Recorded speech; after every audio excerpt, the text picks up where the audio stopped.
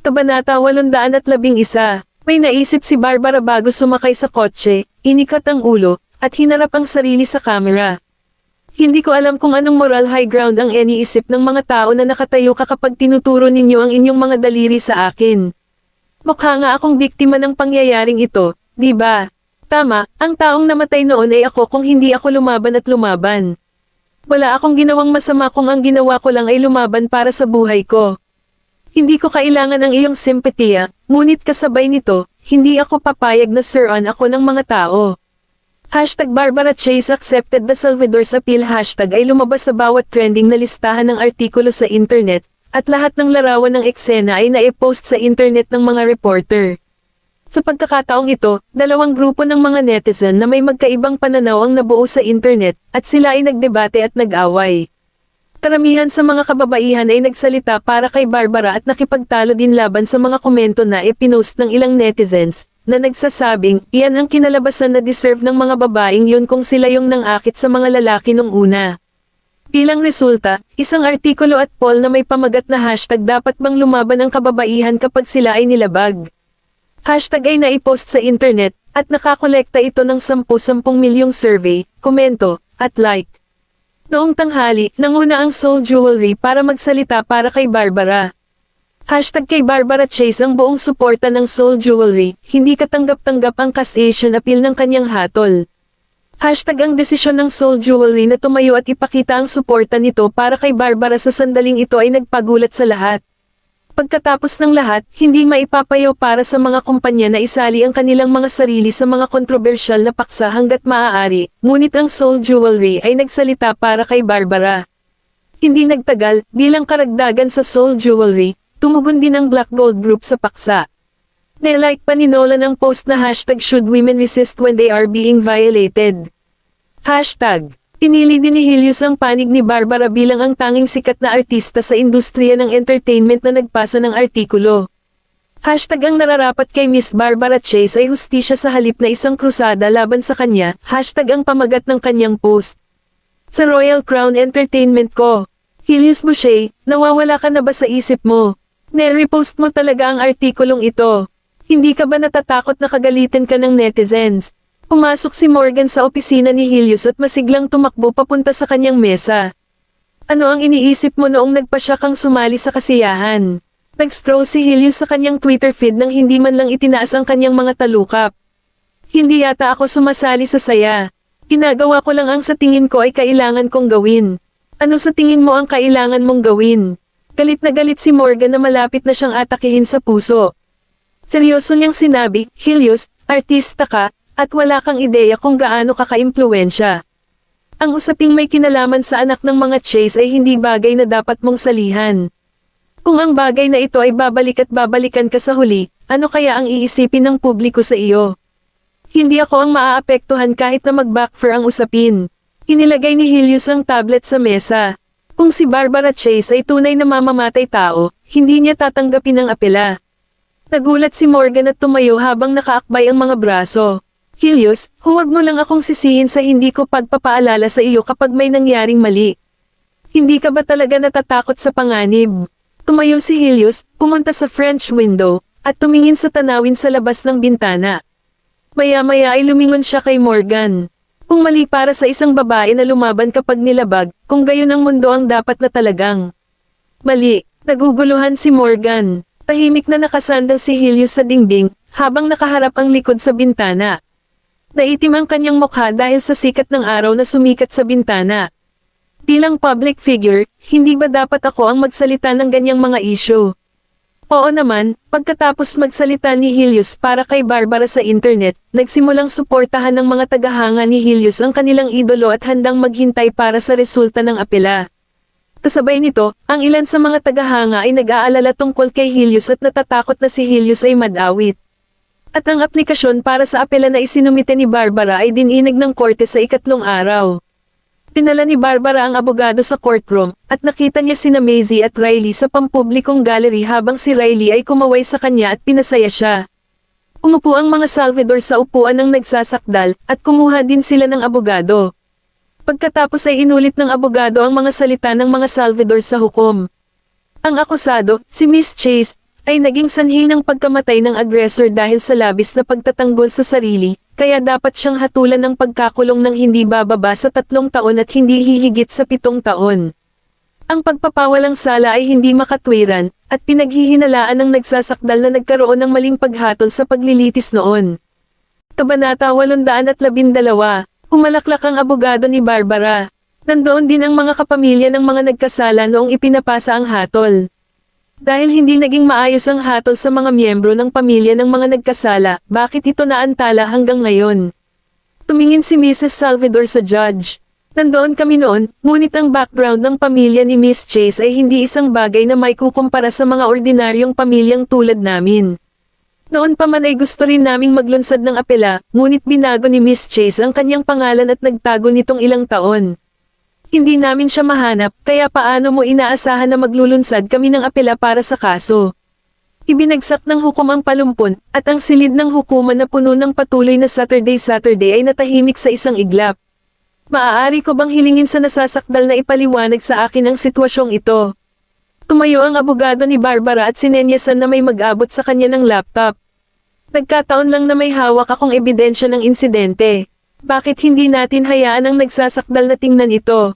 Inilagay ng tauhan ang laptop sa mesa ng nagsasakdal, at naitala ng video sa screen ang buong pakikibaka sa pagitan ng biktima at ng aggressor. Nagbago ang ekspresyon ng mga Salvador nang makita nila ang video. Ito, paano ito posible? Tumingin sa kanila ang abogado ni Barbara at nagpatuloy. After watching the video, we don't believe na napatay ni Miss Chase ang aggressor dahil sa sobrang self-defense. Una, ang aggressor ay ang unang nagbanta sa buhay ni Miss Chase gamit ang isang kutsilyo, na pinilit si Miss Chase na makipagtalik sa kanya. Pangalawa, noong itinutulak si Miss Chase, lumaban siya kahit na may hawak na kutsilyo ang aggressor. Ipinapakita ng video na ang buong proseso ay lubhang nagbanta sa kaligtasan ni Miss Chase. Kaya naman, ang pagkilos ni Miss Chase sa pag-agaw ng kutsilyo upang protektahan ang sarili at ang pagpatay sa nagkasala ng hindi sinasadya ay isang lehitimong gawang pagtatanggol sa sarili. Ibig sabihin, dapat ay absuelto ng batas si Miss Chase.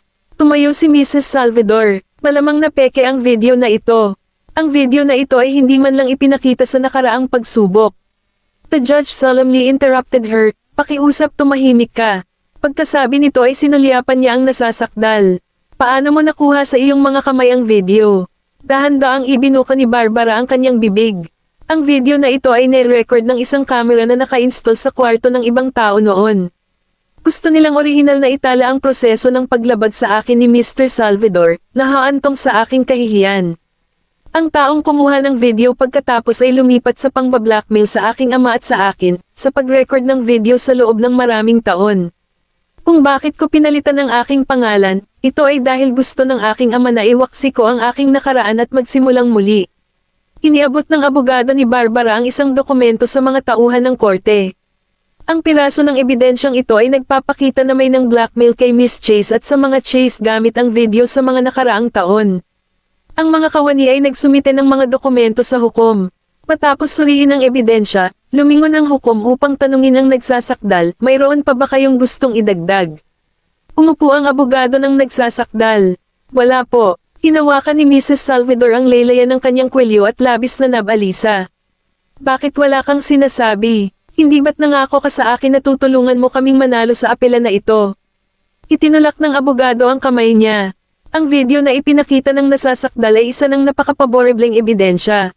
Hindi ka na maaaring manalo sa demanda ngayon, kahit na sino ang kumakatawan sa iyo. Natigilan si Mrs. Salvador sa kinauupuan, habang si Mr. Salvador ay hindi umimik. Inihayag ng hukom ang pagpapaliban ng korte. Hindi nagtagal, na-e-post ng abogado ni Barbara ang video na ipinakita bilang ebidensya at ang resulta ng apela sa internet. Hashtag ang mga aksyon ng biktima sa video ay itinuring na wastong pagtatanggol sa sarili at sa gayon, hindi ito isang kriminal na pagkakasala. Ang batas ay muling natagpuan na si Miss Chase ay inosente ngayon. Kaya huwag na po sana kayong magkalat ng chismis at suron si Miss Chase. Salamat. Hashtag ang mga daliri ng mga keyboard warriors na iyon ay mas nakakatakot kaysa sa mga daliri ng isang mamamatay tao. Hashtag wala bang nag-iisip na kakaiba ito? Bakit na i-record ang video sa unang lugar? Hashtag ayon sa ilan sa mga komento, kung ang video na ito ay hindi ipinakita sa panahon ng paglilitis, ang reputasyon ni Miss Chase ay kinaladkad mo sa putik ng mga shit sacks. Hashtag ang buhay ni Miss Chase ay pinagbantaan, at ang kutsilyo ay nasa kanyang leeg, na ginagawang isang kriminal na felony ang aksyon ng nagkasala. Kaya't bakit ang nakaligtas sa insidente ay dapat na muling bugbugin mula sa iyong mga douchebag? Lol, sa panahon ngayon, ang mga babaeng muntik ng ma-rape ay nakukuha lahat ng finger pointing. So, sinasabi mo bang tama ang ginawa ng lahat ng lalaki at inosente sila? Ang mga magagandang babae na nagsusuot ng palda ay dahilan ba para gumawa ng krimen ang mga lalaki?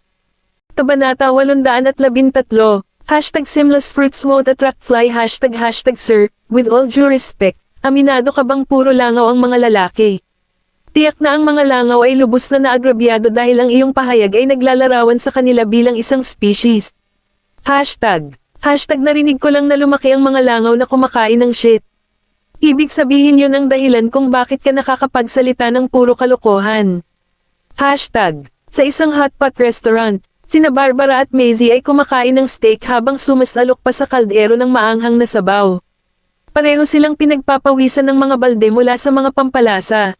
Nag-scroll si Riley sa mga komento sa internet at tumawa ng malakas. Malaki ang potensyal ng mga netizens sa panahon ngayon pagdating sa pagiging stand-up comedians. Ang bawat isa sa kanila ay parang mas kakaiba kaysa sa isa. Kumapit sila sa kanilang keyboard at gumagawa ng thesis na parabang sila ang sagisag ng hustisya sa tuwing may nangyari, ngunit sila rin ay mga pro sa paglalaro ng pipi sa sandaling ang mga biktima ng insidente ay nagawang linawin ang kanilang sarili. Napatingin si Maisie sa kanya. Hindi mo ba hahalukain ang hotpot na pilit mong inaalis sa isip mo nitong mga nakaraang araw? Bakit nag-scroll ka pa rin sa iyong Twitter feed? Nako, nagbabrowse lang ako sa feed ko, agad na ibinaba ni Riley ang kanyang telepono, nag-isip ng kung ano, at tinitigan si Barbara. Siya nga pala, si Helios talaga ang nagsalita para sa iyo. Kinuha ni Barbara ang kanyang baso ng fruit juice at humigop. Nagsalita lang siya para sa akin dahil tinulungan ko siya noong nakaraan. Tinulungan mo siya, nilingan siya ni Maisie. Kailan yun nangyari? Kalmadong sagot ni Barbara, minsan ko siyang nakabangga sa Glitz Club noon. Siya ay medyo lasing at ginugulo ng isang babae na, napagkamalan siyang barboy. Lumapit ako at tinulungan siya nang makita ko ang paparazzi. Nagpout si Riley. Wow, malamang na isang bangungot iyon para kay Helios. Isinawsaw ni Barbara ang kanyang hiwa ng karne sa sarsa. Oo, natatakot ako na baka masunog si Helios kung hindi ko siya nilapitan noong gabing iyon. Umiinom ng tubig si Maisie at biglang nagtanong kay Barbara, nga pala, madalas ka bang pumunta sa Glitz Club? Natigilan si Barbara sa pwesto ng ilang segundo, ibinaba ang kanyang mga kubyertos, at dahan-daang nagpaliwanag, baka hindi ka maniwala sa sasabihin ko. Matagal na akong nasa Glitz Club, pero hanggang ngayon hindi ko pa nakikita ng personal ang may-ari ng club. Natarante si Maisie, hindi mo pa nakikilala ang may-ari ng Glitz Club bago ito, kaya... Ibinaba ni Barbara ang kanyang tingin. To be honest, noong una akong bumalik sa Slakova, may nagsabi sa akin tungkol sa extramarital affair ni na Katrina at Eugene. Alam niya kung sino ako at kung ano ang ginawa ni Katrina sa akin noon. Saka ko lang nalaman na ang misteryosong lalaki pala ang may-ari ng Glitz Club. Kaya madalas akong pumunta sa club. Natigilan si Riley saglit at pagkatapos ay nagtanong sa mahinang boses, may lihim bang motibo ang may-ari ng Glitz Club kapag pinili niyang tulungan ka? Gusto ko ring malaman iyon. Ipinatong ni Barbara ang kanyang baba sa kanyang braso. Kaya nga madalas akong pumunta sa club, pero iyong mga taong tumatanggap sa akin ay puro managers. Sasabihin lang sa akin ng may-ari ang isang bagay na gusto kong malaman sa anyo ng mga text message. Ipinikit ni Maisie ang kanyang mga mata. Sinabi na ang tao sa likod ng Glitz Club ay hindi isang taong dapat pagwalang bahala. Hindi lamang walang nang-ahas na lumikha ng anumang kaguluhan sa club, ngunit kahit na may mangyari, ang club ay hindi man lang haharap sa pagsasara. Tinulungan ng may-ari ng Glitz Club si Barbara nang hindi humihingi ng anumang kapalit, ngunit hindi niya ipinakita ang kanyang mukha, na ginagawang isang napaka-misteryosong tao. Pinitik ni Riley ang kanyang mga daliri. Baka may crush sa'yo ang boss ng Glitz Club. Bahagyang kumaibat ang mga sulok ng labi ni Barbara habang hinihila patungo sa gilid ng mukha niya, at tinakpan niya ng palad ang noo. Pwede siyang lalaki na kasing edad ng tatay ko, o mas matanda pa siya sa tatay ko. So, kung sinasabi mong crush niya ako, Paano ako nananatiling ligtas habang nasa club? Hindi talaga maintindihan ni Riley. Saka bakit kanya tinutulungan? He's not doing it for the money or for your beauty and body. Are you telling me that he's doing this as a form of charity kasi umaapaw ang sense of kindness niya? Biglang tumingin si Barbara kay Maisie. Naaalala mo pa ba ang issue kay Peter Jivkov? Tumanggaw si Maisie. Oo, kinagat niya ang kanyang mga labi. Karaniwan akong humihingi ng tulong sa may-ari ng Glitz Club tuwing kailangan ko ito, at talagang tutulungan niya ako sa pagtatapos ng araw. Ngunit hindi niya ako hinahayaang makialam sa anumang bagay na may kaugnayan kay Peter Jivkov kahit ano paman, at hindi ko alam kung bakit. Kabanata 814, napatingin si Maisie sa kanya. So, may pinaghihinalaan ka ba? Tumingin si Barbara sa bintana. Naghihinala ako na ang may-ari ng Glitz Club ay maaaring may kinalaman sa mga puwersa sa likod ni Peter Jivkov, ngunit hindi ako sigurado kung sila ay nasa parehong panig. Idinagdag ni Barbara sa pag-iisip ng isang bagay, ang manager na tumanggap sa akin noong gabi ng sinaktan ni Katrina si Peter Jivkov ay halatang may tinago sa akin. Mamayang gabi, sa Blue Bay Villa. Kilala mo ba kung sino ang may-ari sa likod ng Glitz Club? Biglang huminto ang kamay ni Nolan na nakaflip sa mga dokumento sa kanyang harapan at tumangala siya kay Maisie na nakaupo sa harap ng dressing table at naglalagay ng night cream. Ang may-ari ng Glitz Club. Tiningnan siya ni Maisie sa salamin. Oo, pinaikit ni Nolan ang kanyang mga mata. Bakit gusto mong malaman ang tungkol sa kanya? Nang matapos si Maisie, lumapit siya kay Nolan at umupo.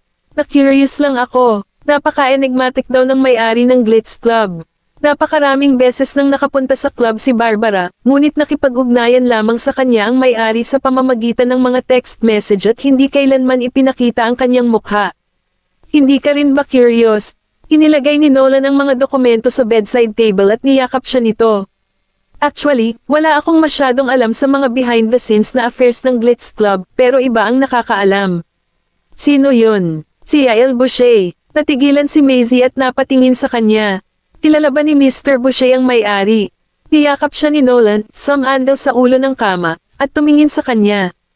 May mga tao mula sa mga nakatataas sa likod ng Glitz Club, at si Mr. Boucher ay nagkaroon ng pagkakataon na magkaroon ng mga koneksyon sa kanila. Naaalala mo pa ba noong nasa Glitz Club tayo noong isang araw nang hilingin sa akin ni Mr. Boucher na tulungan siya sa isang bagay? Siguradong naalala iyon ni Maisie. Pero hindi mo ba sinabi na may kaugnayan ito kay Helios? Ngumiti siya. Niloko lang kita. Napatigil si Maisie sa pagsasalita. Nang makita ang kanyang namumungay na pisngi, buong pagmamahal na hinaplos ni Nolan ang kanyang pisngi. Pero kung patuloy kong itatago ito sa iyo, siguradong magagalit ka sa akin kapag nalaman mo. He then said Leslie, alagaan mo lang ako mag-isa. Bakit kailangan mong pangalagaan ang mga kapakanan ng iba? Minsan gusto ko talagang ilagay ka sa aking bulsa at panatilihin kang nasa tabi ko sa lahat ng oras. Kumunat ang noo ni Maisie. Pero hindi ako pwedeng umupo na lang sa gilid kapag may nangyari sa mga kaibigan ko.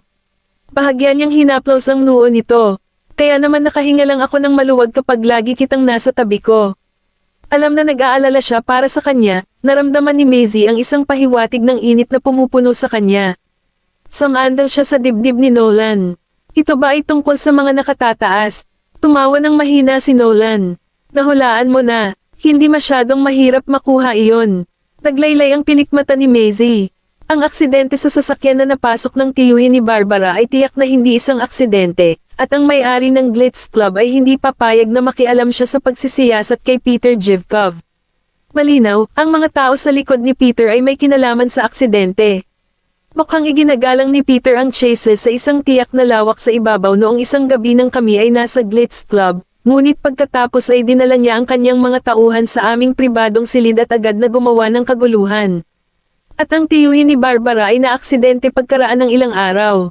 Kung hindi niya alam na ang ama ni Barbara ay malapit ng magretiro at ang kanyang nakababatang kapatid ay papalit sa kanyang lugar sa loob lamang ng ilang araw, si Peter ay hindi maglalakas loob na gumawa ng anuman. Ang lahat ng ito ay maaaring pinag-isipan. Nagpatuloy si Nolan na walang pakialam. Minsan pinilit ni Michael ang negosyo sa sana ni Peter na pansamantalang isara, ngunit ang nasa likod ng lugar ng sana ay hindi si Peter. Si Peter lang ang opisyal na may-ari ng negosyo. Bahagyang nagulat si Maisie, at inangat niya ang kanyang ulo. So, Hinahabol ba ng mga tao sa likod ni Peter ang chases para dyan? Oo, pinitawan siya ni Nolan, at umupo si Maisie sa isang tabi, at nakita niyang kinuha niya ang dalawang dokumentong nasa tabi niya. Ang mga tao sa likod ni na Michael at Peter ay magkaaway sa politika, at si Mr. Boucher ang middleman na naiipit sa pagitan ng magkabilang partido. Natahimik si Maisie. Kapag wala ng ibang tao sa chases ang maaaring pumalit sa posisyon ni Michael, hindi na mapipigilan ni Mr. Boucher ang mga puwersa sa likod ni Peter. Matapos pakinggan ang mga salita ni Nolan, sa wakas ay naunawaan ni Maisie ang dahilan kung bakit hinahanap ni Mr. Boucher si Nolan noong gabing iyon. Kabanata 815. Bumaba na si Michael mula sa kanyang kinatatayuan, at ang nasa likod ni Peter ay nasa posisyon din ni Michael. May iwan si Mr. Boucher sa isang dilema kapag ang taong iyon ay pinamamahalaang makakuha ng kanyang sariling tao na pumalit sa posisyon ni Michael. Noong nandoon si Michael, katabi niya si Mr. Boucher. Kaya naman ang taong nasa likod ni Peter ay hindi nang ahas na kumilos ng tahasan. Pagkatapos ay nagtanong siya, kaya ano ang gusto ni Mr. Boucher na gawin mo? Marahang hinaplos ni Nolan ang tuktok ng kanyang ulo at may malalim na ngiti. Kung ano ang pinakamahusay sa isang negosyante. Sa pagkakaalam ko, may batch si Peter ng red wine na kailangang ipamahagi sa black market. Batch daw ng red wine, pero kung tutuusin, batch ng stolen goods. Nagulat si Maisie. So, gusto ni Mr. Boucher na bilhin mo ang batch ng red wine. Samandal si Nolan sa kanyang upuan. Walang anumang koneksyon si Mr. Boucher sa black market, ngunit mayroon akong ilan sa kanila. Kaya naman kailangan niya akong makipagsanib puwersa sa kanya. Ang isa pang kinakailangan para gumana ang plano ay ang mga taong ipinakilala ko kay Peter ay dapat na walang kinalaman sa sinuman sa mga nakatataas upang hindi maghinala si Peter. Tinitigan niya tuloy si Maisie. Gayunpaman, kakailanganin ko ang tulong ng isang taong hindi pa nakikilala ni Peter. Napakurap si Maisie. Sino yan? Agad namang sumagot si Nolan, si Seyday. Silangan ng Baseburg, sa daungan. Mr. Jevkov. Dumating na si Mr. Gerald Kane. Isang lalaking may magandang katawan ang nagdala ng isang lalaking nakasandal sa isang tungkod sa yate ni Peter. Mabilis na tinulak ni Peter ang dalawang babae sa tabi niya at bumangon para salubungin siya ng nakangiti. Nice to meet you, Mr. Kane. Ang iyong reputasyon sa black market ay hindi pa nagagawa ng sinuman sa Baseburg, at nakikita ko ang dahilan ngayon na sa wakas ay nakilala na kita ng personal. Kinaway ni Gerald ang kanyang kamay. Sinenyasan ng kanyang mga nasasakupan na hintayin siya sa pintuan, umupo sa sopa, at inilagay ang tungkod sa tabi niya. Gaano man ako ka-impluwensya sa black market, hindi ako gaano kalapit sa mga tao sa itaas. Nagsalin si Peter ng isang baso ng alak. Nakakatawa ka, Mr. Kane. Ang buong black market ay pag-aari mo, habang ako ay isang tao lamang na nagpapatakbo ng mga gawain para sa iba. Kinuha sa kanya ni Gerald ang wine glass. Hindi ako masyadong mahilig sa mga negosyong hindi worth ng effort ko. Malaking panganib din para sa akin ang pagkuha ng ganoong kalaking utos mula sa iyo. At kailan? Agad siyang pinutol ni Peter, huwag kang mag-alala, Mr. Kane. Walang masamang mangyayari sa padala na ito. Ang aking amo ay nananabik na ipadala ang batch ng mga kalakal na ito. Kaya lang, hindi pa siya nakakahanap ng angkop na tao na tutulong sa kanya. Dahil ikaw ang lokal na boss ng mob, tiyak na gagawin ng aking boss na sulit ang iyong pagsisikap basta't handa kang tumulong sa pamamahagi ng mga kalakal. Uminom si Gerald ng alak at nilapag ang baso. Kaya, hindi ito magpapahamak sa aking mga tauhan, di ba? Nagbigay si Peter ng isang ngisi, alam mo ang mga koneksyon ko sa mga nakatataas, kaya paano may dadawit ang iyong mga tauhan sa anumang paraan. Hiniling ni Gerald sa kanyang mga tauhan na ipasok ang malita. At pumasok ang isang napakabagsik na babae at isang tulisan, bawat isa ay may dalang dalawang maletang puno ng pera. Tumingin si Peter sa babae at ngumiti. Mr. Kane, kumuha ka talaga ng babaeng empleyado para magtrabaho ng malapit sa iyo. Mr. Jevkov, huwag mong maliitin ang iba. Wala sa mga tao sa iyong yate ang may sapat na kakayahan upang labanan siya, kasama ang mga dinala. Pinili ko siya sa black market sa Morwich. Makakaasa lang ako na alam kong siya ang naghahatid ng mga gamit. Hindi siya pinagdudahan ni Peter. No wonder parang hindi siya taga Slakova. Siguradong napakamaparaan mong tao, Mr. Kane. Kinumpis niya ang kanyang kamay. Hindi ba iyan ang pinakamahalagang katangian na hinahanap mo sa isang lalaking nagtatrabaho sa isang mafia o mob? Pagkasabi nito, binuksan niya ang mga malita. Mayroong $6,500,000 dito. Maaari mong hilingin sa iyong mga tauhan na bilangin sila sa lugar kung nag-aalala ka. Hiniling ni Peter na may tumanggap ng mga malita. May tiwala ako sa pagkatao mo, Mr. Kane. Kung gayon kailan mo balak ilabas ang mga kalakal, Mr. Jivkov?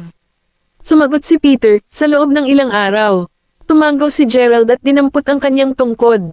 Mabuti, pagkatapos ay babalik ako at hihintayin ang iyong mabuting balita, Mr. Jivkov. Napangiti si Peter habang papaalis si Gerald, pero unti-unting nawala ang ngiti sa kanyang mukha nang makapasok na ang kabilang grupo sa sasakyan. Tinanong niya ang lalaking nakatayo sa tabi niya at may ibinulong sa tenga niya.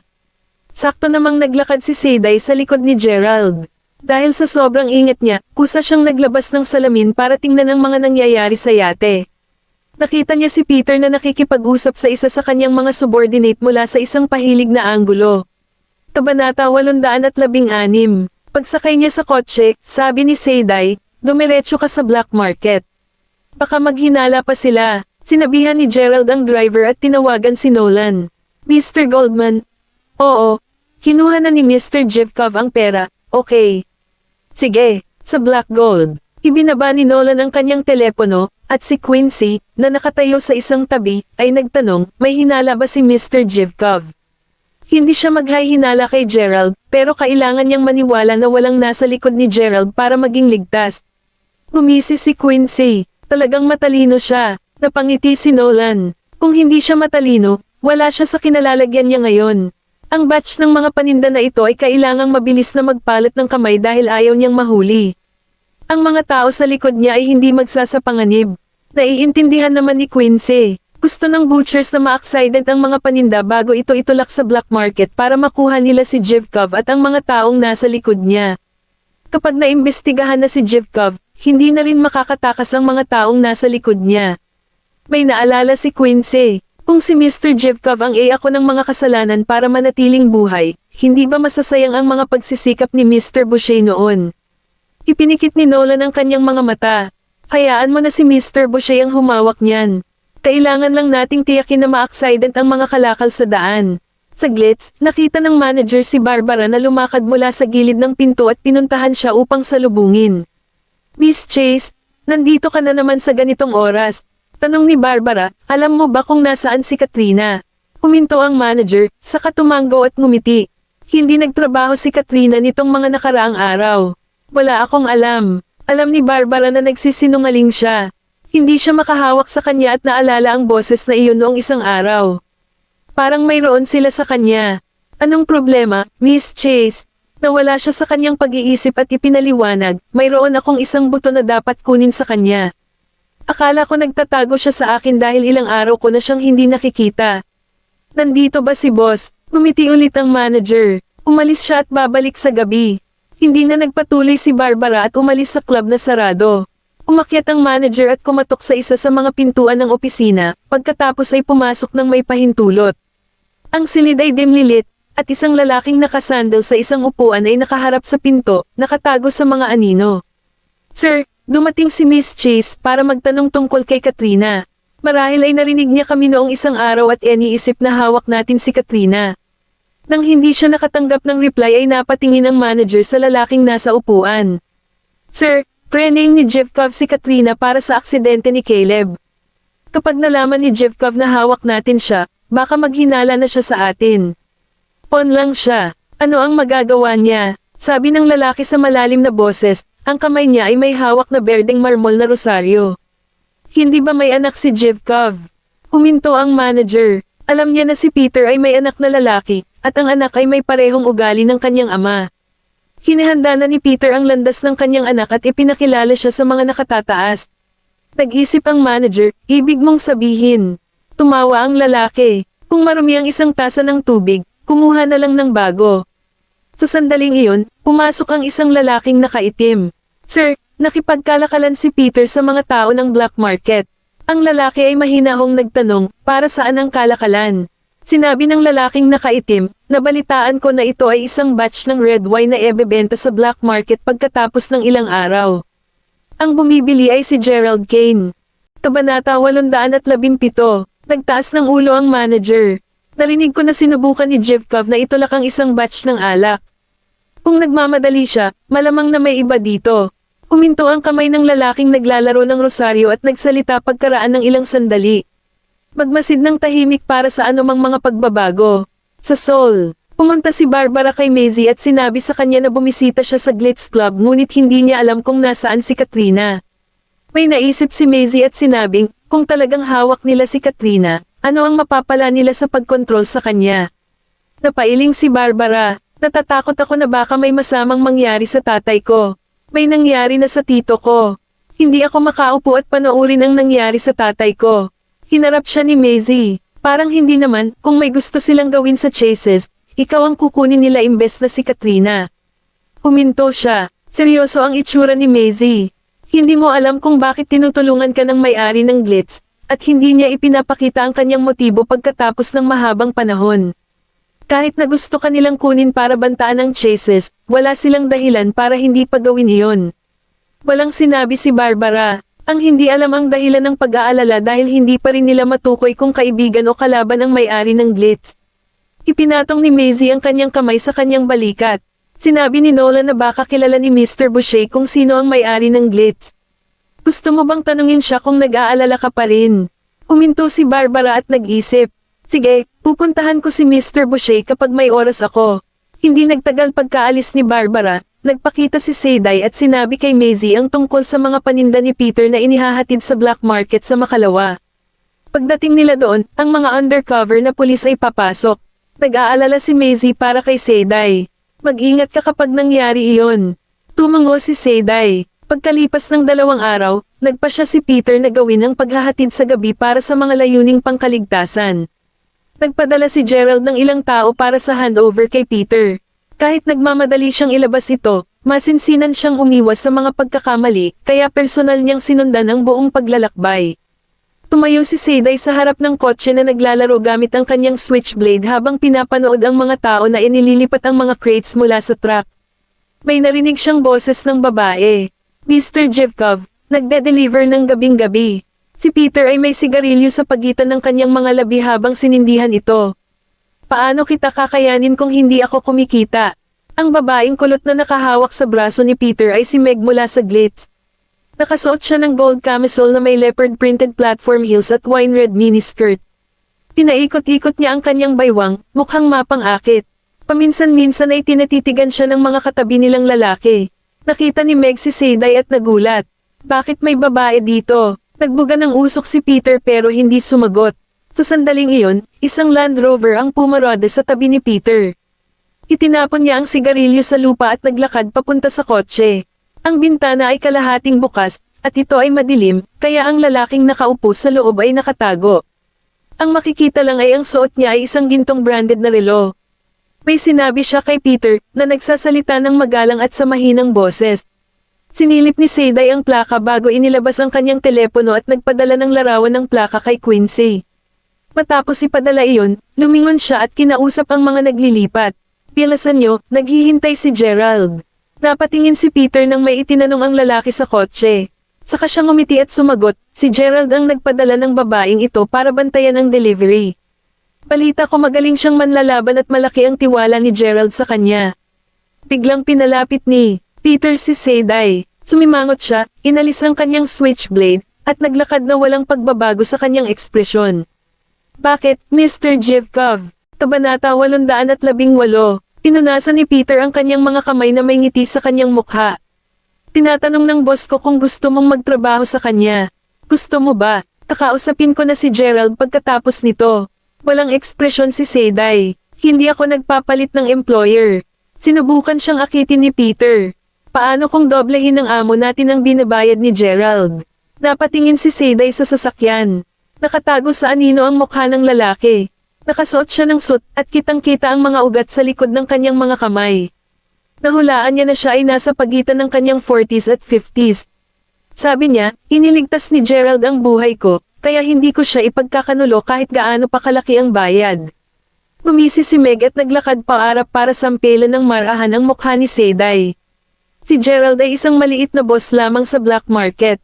Dapat mong pahalagahan na pinapahintulutan ka ni Mr. Grant na magtrabaho para sa kanya, batang babae, Naiintindihan mo ba? Hinawakan ni Seyday ang palso ni Meg at pinilipit ito. Sa sobrang sakit ay hindi makatayo si Meg, kaya napasigaw siya, Mr. Jivkov, tulungan mo ako.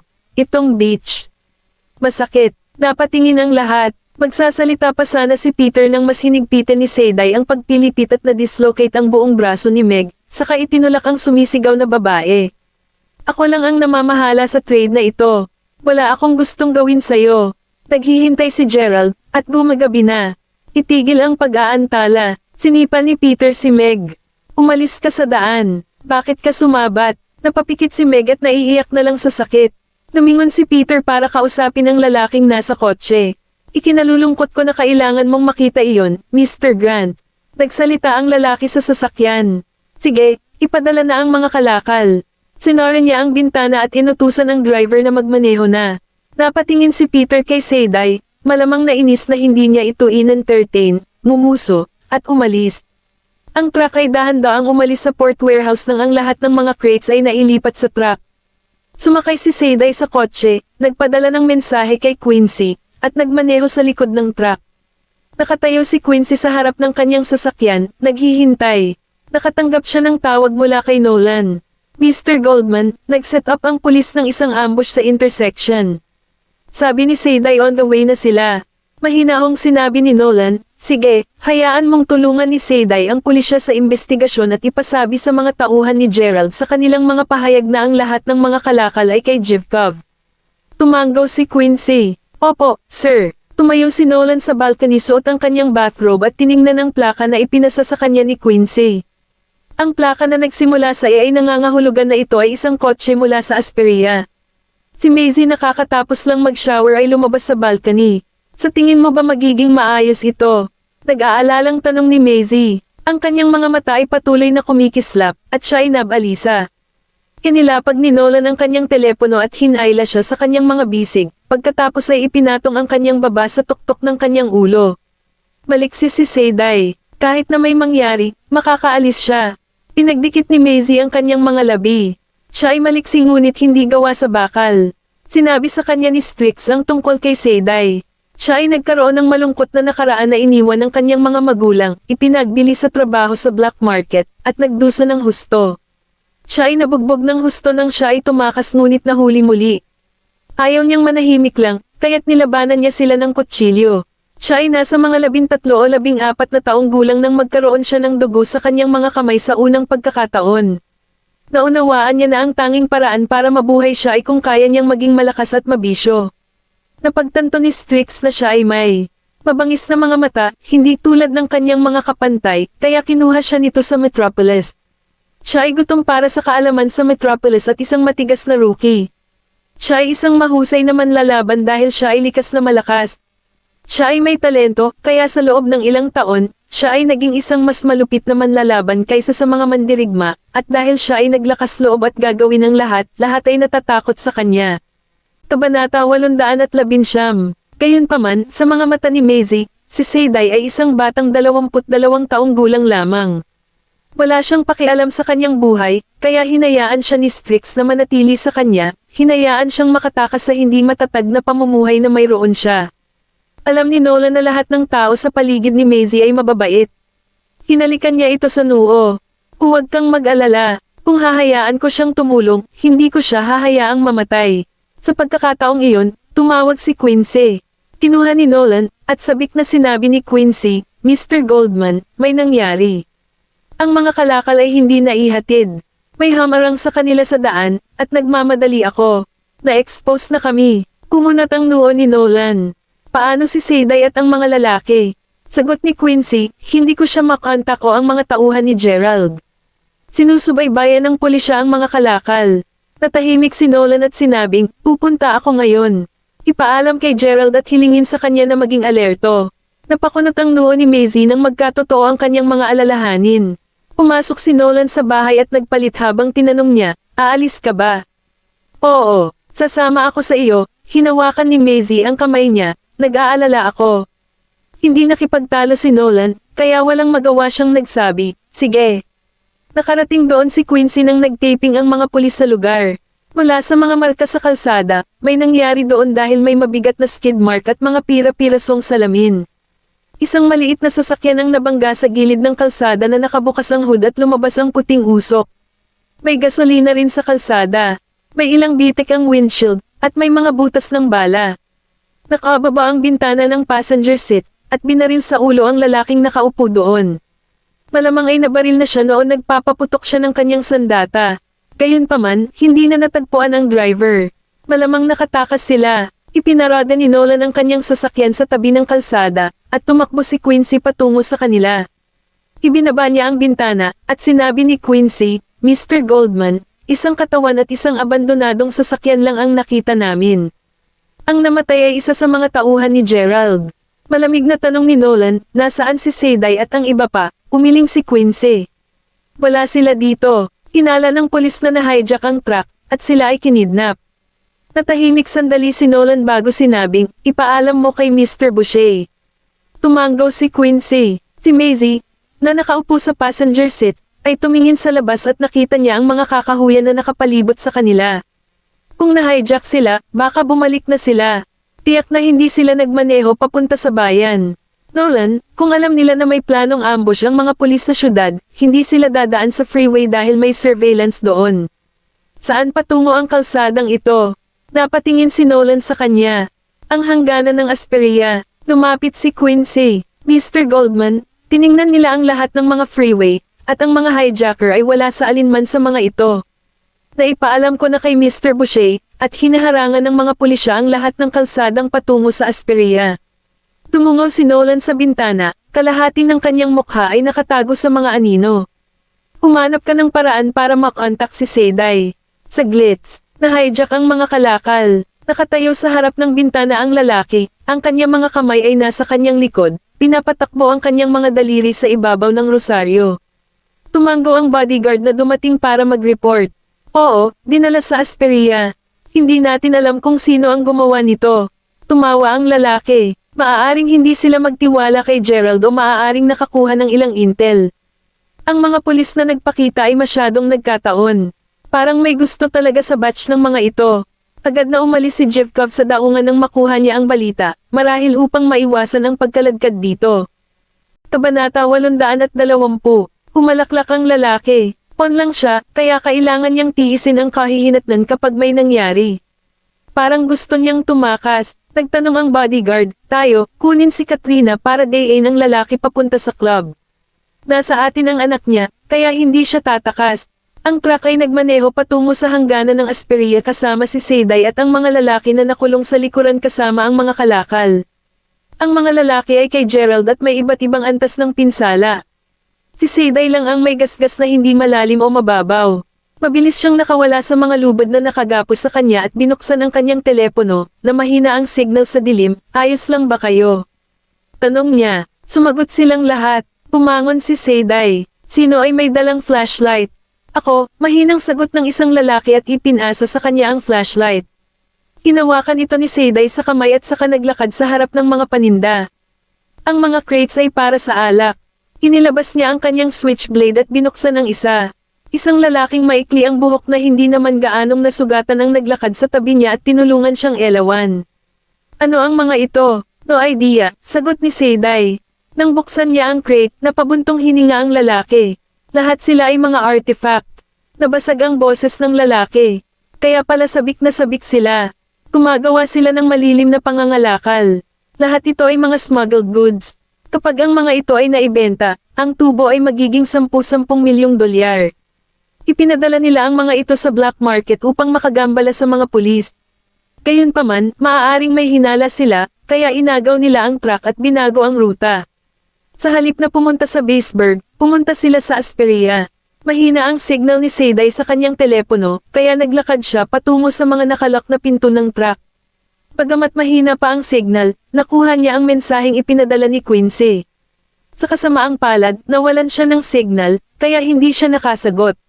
Sa Blue Bay Villa, buong gabing hindi nakatulog si Maisie dahil sa sobrang pag-aalala niya kay Seyday habang naghihintay ng balita si Nolan sa study. Nang magbukang liwayway, pagod niyang sinapo ang kanyang noo, lumabas ng study, at nakita si Maisie na natutulog sa sopa. Lumapit sa kanya si Nolan at marahan siyang binuhat pataas. Nanaginip si Maisie kung saan bumagsak si Seiday sa kanyang harapan na puno ng dugo, at siya ay nataranta, pagkatapos ay kumalma. Isa lang iyong panaginip. Lumabas si Nolan sa shower na may tuwalya sa baywang habang pinatuyo ang buhok gamit ang isa pa. Nang makita niyang gising na si Maisie at pawis na parang natatakot, itinapon niya ang tuwalya sa counter. Anong problema? Naglakad siya papunta sa gilid ng kama at umupo, hinawi ang buhok na nakadikit sa labi niya. Ipinatong ni Maisie ang kanyang noo sa kanyang balikat. Nagkaroon ako ng isang bangungot. Wala kaming balita buong gabi. Nanaginip ako na napuno ng dugo si Seiday. Ngumiti si Nolan at hinalikan ang kanyang korona. Ito ay isang panaginip lamang. Nakipag-ugnayan na si Quincy kay Seiday. Ayos lang siya. Tumangala siya. Talaga. Pinisil ni Nolan ang kanyang ilong. Magsisinungaling ba ako sa iyo tungkol dito? Biglang may naalala si Maisie at kinuha ang phone niya. Anong oras na? Mahinahon niyang sinabi, 10:00 ng umaga. Tumayo siya at nagpalit ng pantalon. Pinuksan ni Maisie ang kanyang telepono at napagtantong may 2 mensahe, isa mula kay Quincy at isa mula kay Barbara. Nag-iwan ng voice message si Quincy, sinabing nakipag-ugnayan siya kay Seiday at ayos lang siya at sinabihan siyang huwag mag-alala. Agad na kailangan ni Barbara ng tulong at hiniling na makipagkita sa kanya sa isang kafe sa tanghali. Nag-reply siya sa message ni Quincy. 11:00 ng umaga, si Maisie ay nagmaneho patungo sa kafe at naglakad patungo sa loft, kung saan nakita niya si Barbara at 2 bodyguard na naghihintay sa labas.